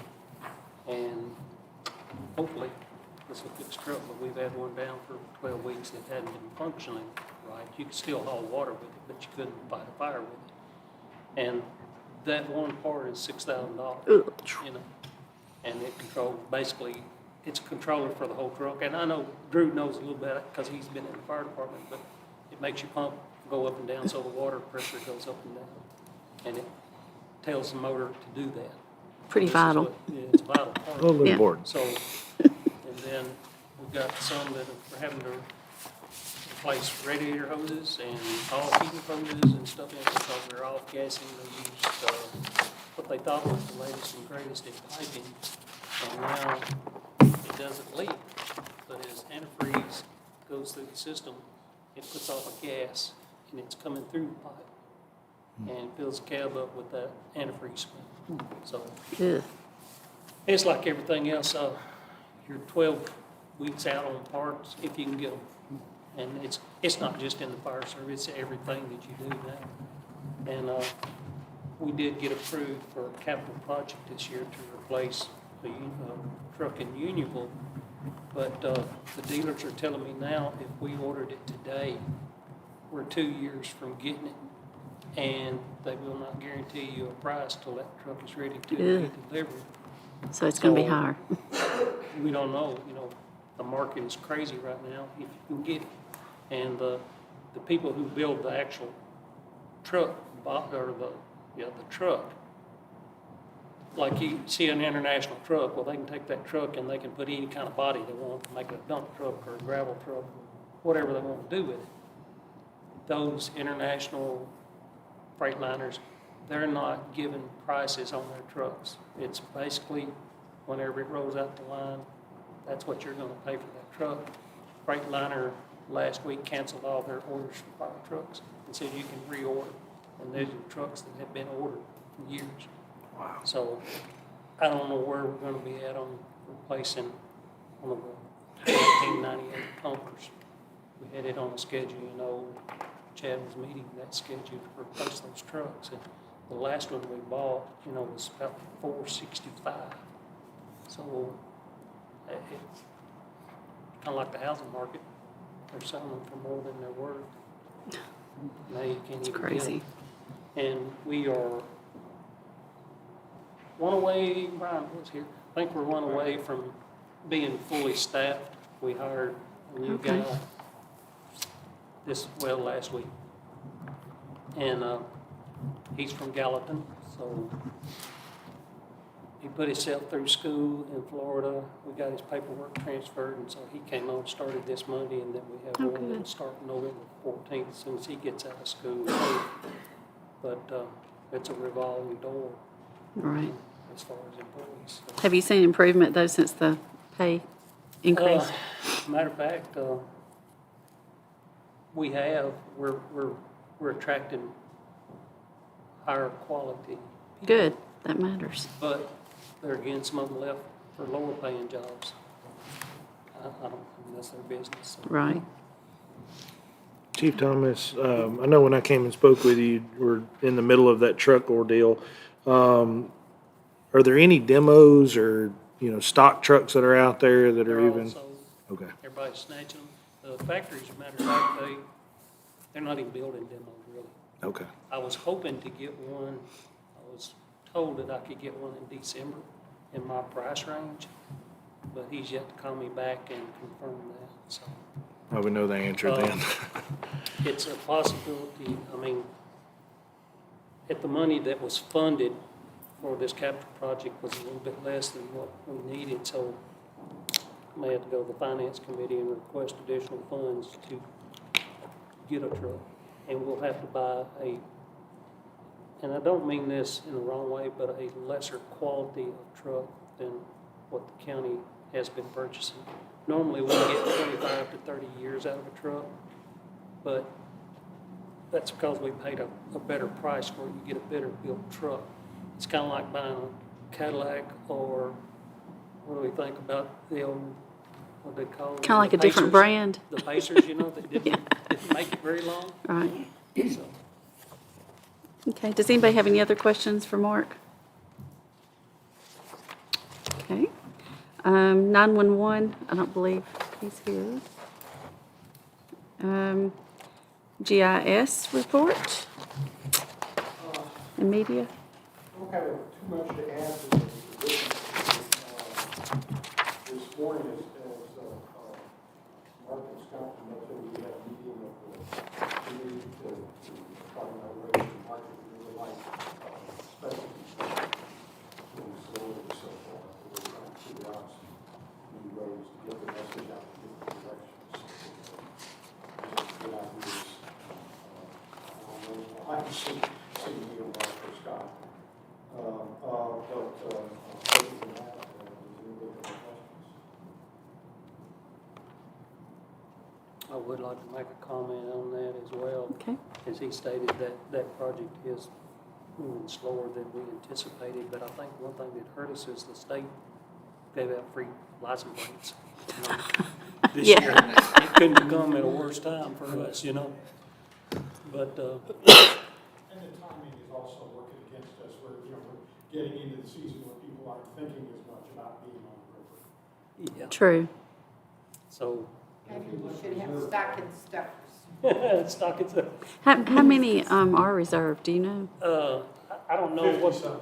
it's Well, like I'm one of 'em. 57 or something. I'm one of them. And we need 1,000. Mark or John right now? Yeah, we need 1,000 before they'll produce them, For those that don't recall. Has it been in the newspaper? I think it has, hasn't it? Yeah. I thought Yeah. so. It's been extensive. I was thinking so. And for the folks that don't remember, this money goes to a 501c, which basically can buy fire department equipment and stuff for river rescue. It's not taxpayer dollars. What's tax dollars? Does it have to be people in our county? No. No, it's Whole state. statewide. That's what I thought, And- because, and just to give you a little bit more, we broadened that. It's not a fire department project. We did a separate 501c3 that's not made up of fire department. So this project can not only, our goal was to, have a way to replace those inflatable boats that only have a 5-year life on them. And as some of you may not know, a lot of this equipment that I've got through the years is sitting outside. And that is a killer for rubber stuff, the Absolutely. dry suits, the dive equipment, all this stuff is being stored wherever, And is most of Because that we're equipment from road- the original SRT team when we put that Yeah, together I mean, years I still ago? got- and, Wow. I inherited all of that program, and Brian carried all that stuff to Nashville, got it recertified, but it's not only for that equipment, but it's for educational. We were looking at maybe trash pickup at the river points and different programs that are associated with the river. So I don't want people to get the wrong idea and say, oh, it's a fire department equipment fund. It's not just that. It's well, we need to figure out a way to promote it more, but I mean, I know a lot's been done already, but any ideas? Yeah, I mean, that's why we met again today. Secretary, I think, what is it, Brian? There's another 6 or 7 issues that came up with. Good. We're also asking for an extension from the state because timing was horrible, like Yeah. said. So hopefully we'll get this extension. Yeah, I hope And so. when y'all noticed in the last commission meeting, I asked Donna if that program, the state might give away free tags next year, and she just said, I didn't think so.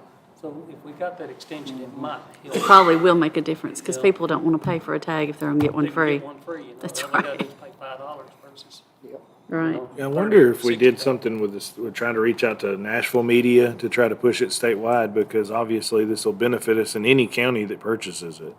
So, And I think even in there, and we discussed, and I don't know that that committee voted on it, but if it does what we anticipated at a minimum, we were gonna do some grant money for like different river projects in other counties and stuff. They could apply for a grant and get money from this foundation as well, so. That'd be awesome. It's kind of to spread it out, river safety all across, you know. There's a lot of programming, a lot of activity on the Duck River now. Oh, yeah, Yeah, so for sure. just need to, everywhere they go, they need a license plate. Does anybody have any other questions for John for the GIS and our media? Okay, IT department, Josh? So, first of all, I'd like to thank you, Commissioners, for serving on our committee. It takes a lot of dedication to be able to serve on a committee, and I'd like to thank you all for representing our county. So thank you for doing that. We're glad to have you on our committee. IT department, we usually update our monthly report with the projects that we've got ongoing. There's a whole lot of projects that will make it. This is his. We do all the health care in the county, that includes auto break fix, and any items involving network or any upgrades involving IT, pretty much includes everything, including audio, video, all technical stuff. So what you'll see on your report this time is ISO software training. We've been working on deploying a new system for the Sheriff's Office. The Sheriff's Office has had a jail intake database for many, many years. The system has kind of gone end of life and required them to upgrade the software. So they purchased the upgrade, and we've helped them deploy that server. And we have it here. We've already gone through the process. We're transferring data as we speak today, and so the training should begin October 31st. People being trained, be sheriff's department, jail, adult probation, and some court officials as well that need that data. We were able to purchase a vulnerability assessment tool for the network, which these days with advanced cyber threats, we need to be able to scan internally to see if we have any vulnerabilities living on our systems. And so we're able to do that with the help of the EMA department. The EMA had a grant that came from a safety grant from the Department of Homeland Security. Correct me, Scott, if I'm wrong. But it was a grant that's actually from a year earlier. They approved the funds, and it allows us to purchase an assessment tool that we'll be able to use for a year. It means we'll be able to scan systems at various agencies and departments, public safety and administrative departments, to see how our systems fare as far as vulnerability assessments are concerned. We generally do somewhere between 100 and 150 help desk tickets a month. This month it was on the low end of that, but that doesn't mean that we're not doing constant maintenance and system replacements. We have systems that age. A lot of times we'll take our systems and we'll have to upgrade those after a certain amount of time. Windows license, Windows Server license, we have to upgrade to the newest version. We constantly push out upgrades. We have software that helps us with these systems and helps us manage these systems, and we have to purchase those as well. I would like to address, since y'all are here, I would like to talk to you about the environment that we're standing in tonight. This majestic historic courtroom. There's been a lot of effort put into this room to transform it into what you see before you today. A lot of minds came together. Mine was not one of the main ones, but I can tell you that we're assisting with the AV and the technology side of that. Some questions I think Mr. Hooker asked me last time, where was his mic? or a speaker. Where was the speaker? Why was the speaker not turned on? Well, those systems they're currently being finished. We ran into some supply chain problems like everybody else, technology-wise. The mics that we have purchased are industry standard mics. The AV contractor purchased those mics, and they're currently on delay getting here. So we're waiting for them to bring us those new mics. They'll be placed at your individual podiums right there, or desk, and those mics will be installed. You'll have a wired internet connection to a device that we've kind of selected already with the help of Ms. Pencil. Thank you. So Sylvia brought us a device to help her with, and we determined it was the perfect device for y'all to use. And so you'll be using a tablet slash, it's a two-in-one netbook, basically. And it folds flat into a tablet. You can set it up on the desk. It's 11.6 inches wide. It's got an LCD screen, touch screen. You'll be able to electronically vote on that device. And once we get the software in place, I'm sick of these papers. Items, check it all electronically. You'll still have the options, I'm being told, to check your papers manually. You'll still have the papers in front of you, should you choose to do that. But this will just give you another option to be able to use some technology and integrate that into what we're doing. Try to decrease the That's going to be so exciting. carbon I am so footprint. tired of these papers. Right, so that's coming.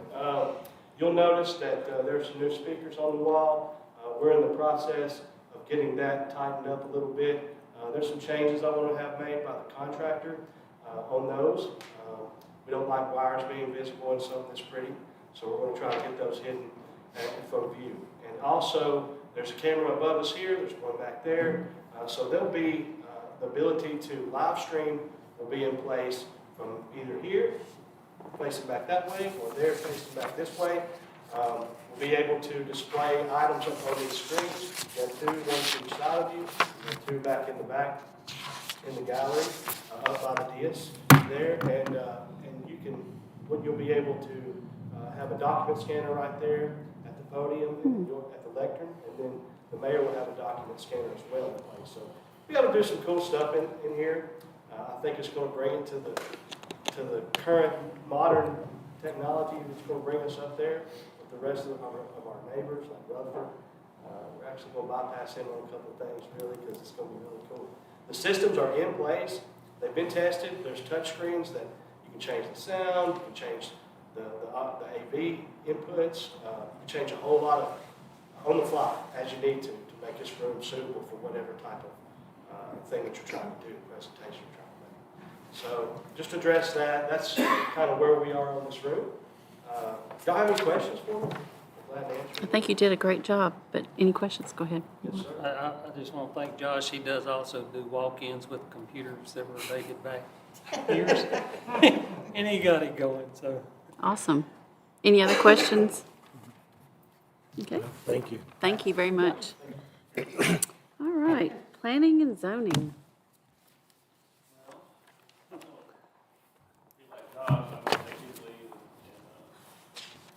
Congratulate this Courthouse and Property Committee for all the selections it made, not only the technology, but you can look at this room, if you haven't looked at it, if you didn't ever look at it before, you know, all the visual It's changes pretty amazing. that are made that are fantastic, and I know the committee had a lot to do with that. And just makes you really proud, I think, to serve. It makes you really proud when you come, and especially in the commissioner's position where you're sitting in a room where you feel like, hey, I mean, we're paying adequate attention to the details here, and there's a lot of important things that take place here every day, and now it is something. All right. Now, on to my report.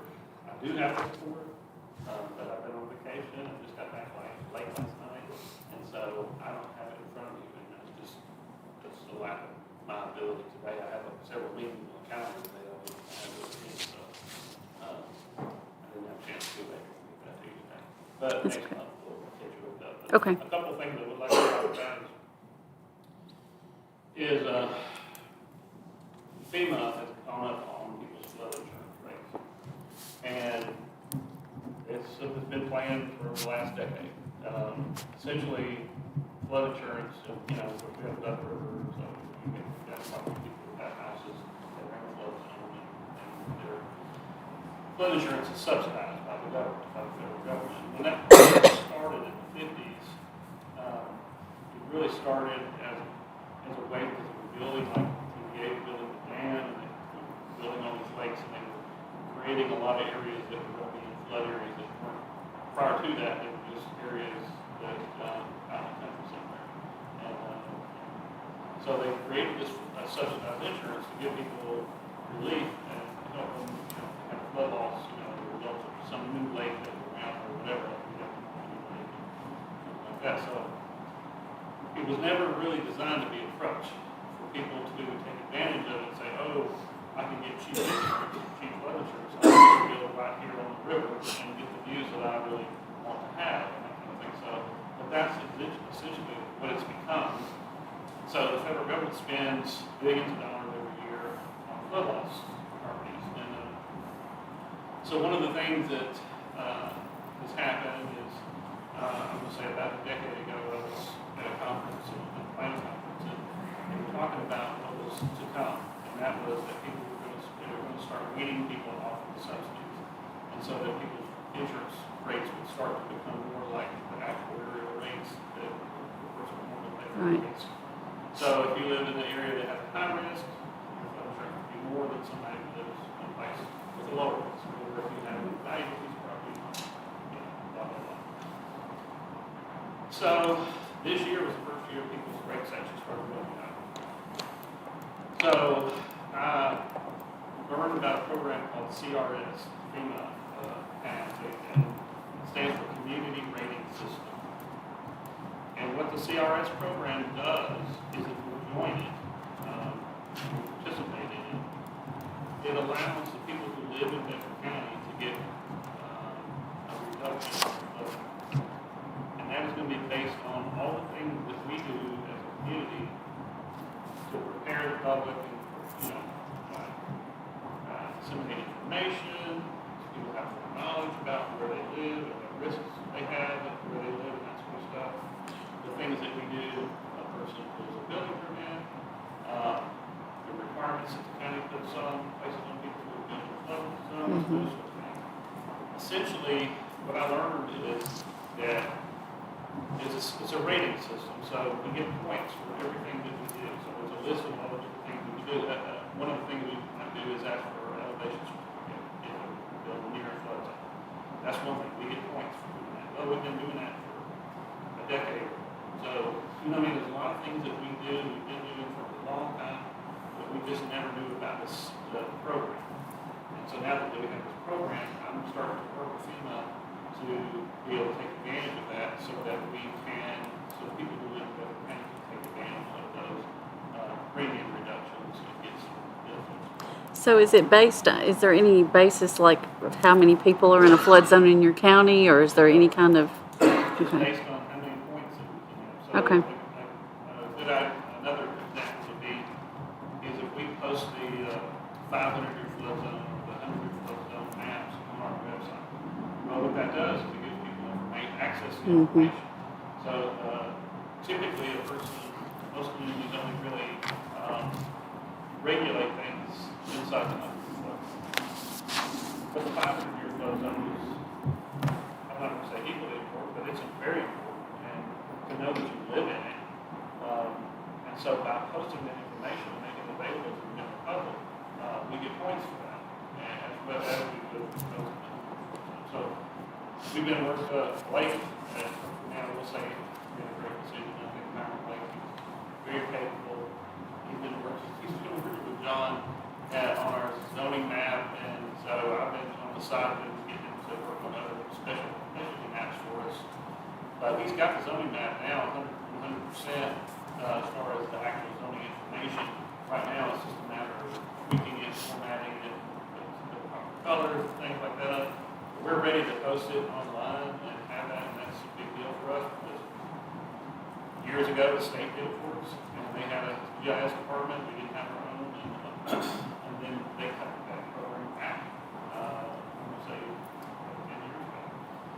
So then South Central Tennessee Development District took the mapping over for us.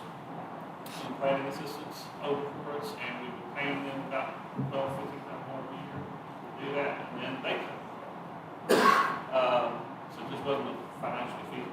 And so then that left us kind of high and dry, and we didn't have a current zoning map. And we had all the records, it was really a thing that we had to do by hand every time somebody wanted to know the zoning of something. If I didn't know it personally, I'd have to research it, look it up. So we've been without a current zoning map for 5, 6 years. And so finally today, I can call me, I can just look it up. And That's awesome. Exactly what's on the phone. Good. But we have John is the U.S. department, and he's been working with Blake a lot. I would say, if you put it in corporate, I'd say we probably took up a good bit of his hours at the the last couple of months. It's been a big project. We went to a conference on Friday in Murfreesboro. I tried to bring Blake out of his shell a little bit, but it was terrible painful shots. Those of you who don't go Blake, that's sorry. Okay.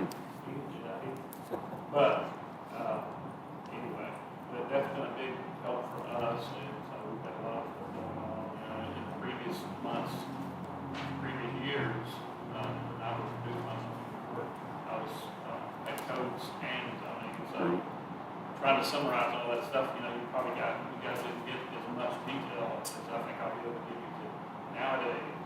Because now I'm just focused on planning, and so Amy taking over the codes department, and she showed me her report today. And my phone's It's a pretty awesome report. Yeah.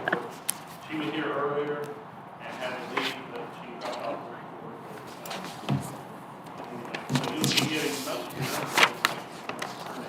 I just feel for some numbers from the report, but now I plan to just kind of elaborate on planning perspective and what we're doing in the community and things that are going on in more detail. Awesome.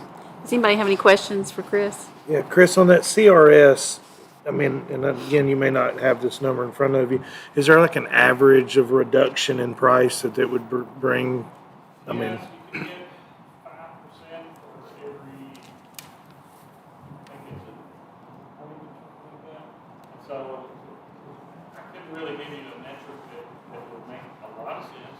But what I could say is that the mapping information, if we provide that to the public, let's just say we get 60 points for that. And then the elevation certificates, we get like 100 points for that. So I basically estimated that we could probably come up with about 400 points right now, just the stuff we've already been doing. But I plan to do more now that I know about the program and I know what all is in front of me. I plan to do a lot more than that. And if my goal is to try to get a 20% reduction in premiums for the county. So when that happens, does it go directly like to the insurance company so they will know to pass it on to their people? Like how does that happen? It So, goes to FEMA because when an insurance right. company is looking up a premium for somebody, they're using those actuarial rates and when it's a subsidy that's involved, they're going to look up Bedford County, Tennessee, and Right. they'll know what the subsidy is. And they'll know that Oh, okay. I see what you're saying. 20% reduction, they'll know that. And they're writing this policy. But it'll take effect whenever somebody's annual renewal is or something like that. Like for their annual renewal, let's say if you already had insurance right now, when that starts, then it'd be when their renewal comes up. So my goal is to try to get 20%, and I think that's something we will. Now, the downside of all this is that this is a report that I have to generate every single year and get recertified every single year. So it's not like it's not going to put a lot of people work on us, but I think that when you look at the things that we do on a daily basis, when we can do something that has that big of an effect on people financially, every single body, then I think it's something that's worthy to do. Yeah, for sure. thank you. Awesome. Thank you. Does anybody have any other questions for Chris? Okay. And everybody has their codes department report. It looks like revenue has gone up in, numbers as far as the report year from 2021 to 2022, except for maybe the pool deposit revenue. Looked like it went down, but other than that, everything else has gone up. Okay. Any comments on codes report before we move on? Thank you, Chris, appreciate it. Thank you. Thanks. Okay, I'll entertain a motion to approve all reports. So moved. Second. Okay, all in favor? Aye. All opposed? As far as old business, I don't think we have any other reports, but old business, I talked today and found out that Community High School, they had poured the footers, they were pouring the footers, and they were on schedule. So that was the update I had on that. Do we know how many new or how many students that accommodates the new addition? You might know that, do you? I don't have that number. Okay. I don't know. She mentioned it at the zoning office. I don't know if Chris, you remember or not, 1,500 maybe students? The new addition, how many students? Was it 800? Okay. I couldn't remember off the top of my Because head. initially, the middle of the school, the common areas were Right. built to accommodate a larger number of students than the wings were to accommodate. Right. So it's kind of a fluid Gotcha. number. Okay. All right. Does anybody have any other old business before I go into the new? Okay, as far as new, there's a request by Judge Rich to name Judicial Commissioner's Office for Terry Stacy, and he's here to speak on that. Went to sleep. I don't know why. You hadn't been sitting long. When you get old, you don't even realize it until it's too late. And I want to apologize, my voice is not too good, but Saturday afternoon I was at a small event in Knoxville. Yeah. It worked out pretty good. Yeah. I did that in '82. I did not do that in 2022. But I enjoyed watching. This right here is very near and dear to my heart. Of course, I know we got some new members. I feel like just about everybody knew Terry Stacy. Probably a lot more people knew Terry Stacy than know Charles Rich. Long time servant of Bedford County. I think he handled or held just about every position at the sheriff's office, except for sheriff. He was even jail administrator for a stint, I think. Mm-hmm. And then when I got elected in 1998, I had been a judicial commissioner. Terry took my place, and he stayed until he died in February.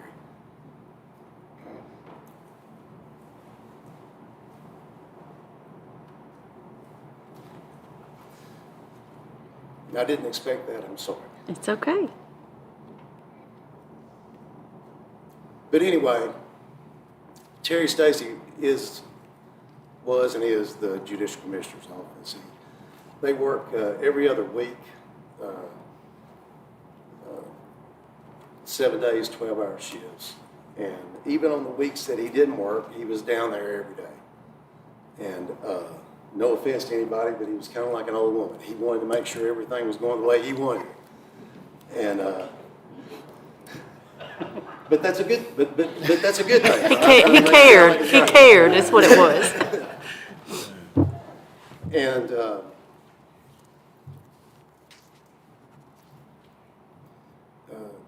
basically worked there till the day that he died.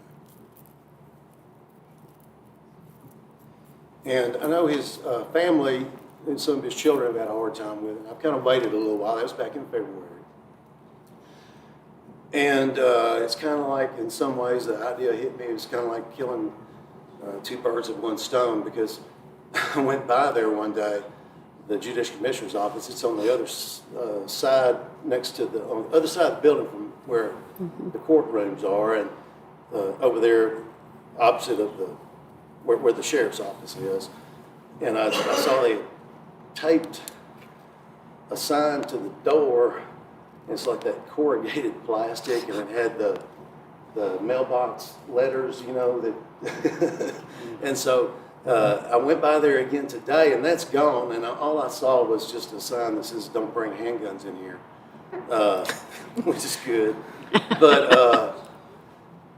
I don't see how anybody's really found the place. I mean, I'm sure they had to bug the sheriff's office, and they got to redirect them and go around.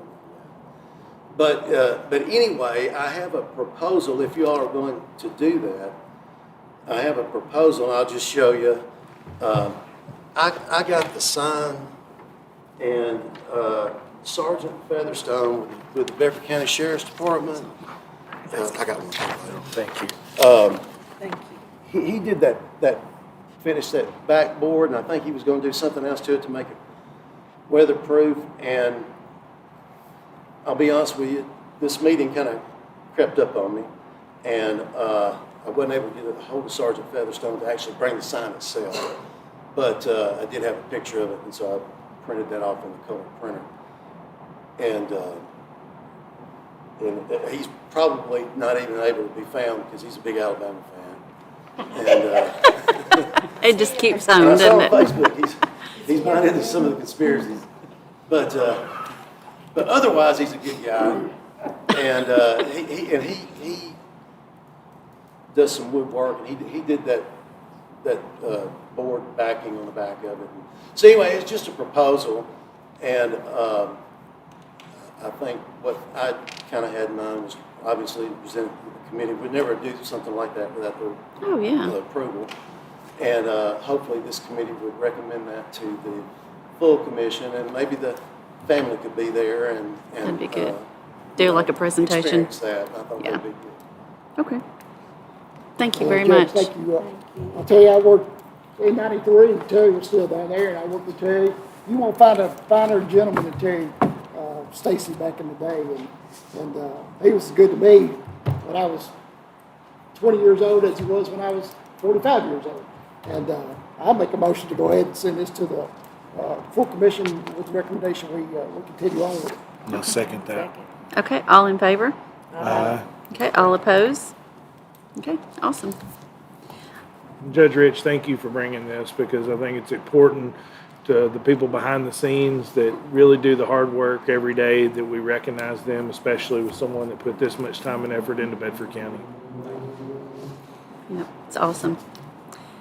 Okay, the next thing under new business is the square traffic safety concerns. There have been some reports, of some issues up here, but I talked with the mayor today, and they've passed that on to the city, and the city is meeting on it tomorrow, and they're going to start trying to address it themselves. They think they can handle it themselves, but if they can't, they'll get back with us. So for right now, we can just wait and see what happens, I guess. And hopefully we'll get a report on that as well. Another thing under new business is usually once we have a new committee, I try to get everybody a new updated list of all the property in the county.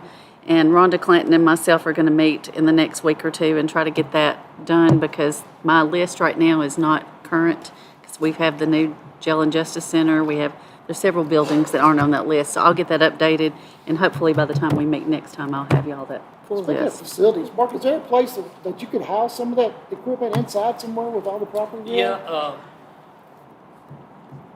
I got some in Unionville, some in Rover. You doing that already? I got one. Got some stuff in Flat Creek. I got some. You got it spread out. Back behind the EMS, there's a canopy, like a garage canopy thing here. I got a trailer back there. If you go to our shop building, which we don't have one no more, it's full of trailers and boats and four-wheelers and a tech truck and a ladder truck, and I mean, if we work on something, we have to go outside now. Yeah, we're exhausted and everything. We've just outgrown, and we're landlocked, just where we're at now. Right. So. Okay. Does anybody have any other new business? Okay, then, any announcements? I think we've had a lot, but. I don't think we missed anything. Okay, I'll entertain a motion to adjourn. So moved.